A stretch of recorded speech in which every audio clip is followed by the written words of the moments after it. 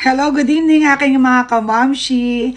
Ayan, pag-uusapan at pagkukwentuhan natin ngayon, yung isa na nabasa ko sa ating mga comment na napaghihinaan na siya ng loob dito sa ating reels at gusto na po niyang, gusto niya na pong umayaw or nawawala na siya ng gana. Tulad ng sabi ko lagi sa inyo, aking mga madam, huwag natin laging titignan yung ano po yung kikitain natin sa ating mga ginagawa. Okay po? Lagi natin muna isipin, yung i-enjoy muna natin yung mga ginagawa natin dito sa ating mundo ng ating mahal na mga madam ko.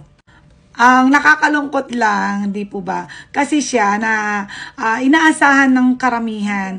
Mentor po siya kung tutusin at ginagalang ng marami dahil mayroon siyang mabuting kalooban at handang tumulong sa lahat. Pero siyempre nga po, dahil tao lang po tayo, nagkakaroon din po tayo ng mga nararamdaman o napagdadaanan natin sa buhay. Kung nahihirapan man tayo o may mga problema na nararamdaman po tayo, pero hindi ibig sabihin ay kailangan na natin yun ay ipopost na natin kung ano po yung mga nararamdaman po natin.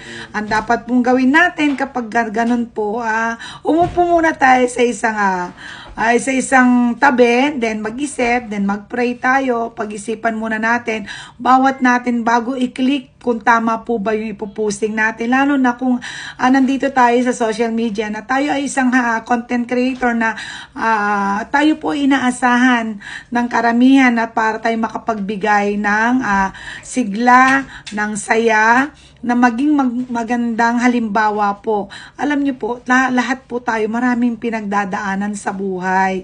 Lahat tayo ay walang may problema. Okay, lahat tayo meron nun. Kasi hindi tayo kung magiging masaya kung wala yun. Yung po yung nagpapasaya, yung walang pera, yung problema sa pamilya, minsan naman po ay karamdaman, di ba? Kasama na natin sa buhay yan. Pero hindi ibig sabihin ay tayo po ay bibigay na. So hinga lang, hinga ng malalim, tapos isip, then na mag-pray lang po tayo. Sa pinagdadaanan nyo, kung minsan yun, kung isipin nyo, mas maswerte tayo ng 10 beses kaysa sa iba na nakikita natin. Lagi natin gagawin, tignan natin yung halimbawa ng iba. Yung walang paa, yung iba naman walang kamay, yung iba hindi nakakarinig, yung iba walang paningin. Tayo pa kaya na kumpleto na kaya natin pang gawin yung mga bagay na hindi nagagawa ng iba? Kahit ba mahirap ang buhay, kahit ba wala tayong ulam or something pa yan, mga madam, ang kailangan lang natin, mga madam ko, ay lakasan lang natin ng loob. Huwag susuko. Tayo po ay magdadamayan, kaya nandiyan mga anak natin, asawa natin, sila una natin pagsasabihan kung ano nararamdaman po natin. Okay po, meron din tayong mga malalapit na kaibigan na pwede rin natin na mapagkwentuhan. Pero magtitira rin tayo kung dapat na yung mga hindi naman dapat sabihin.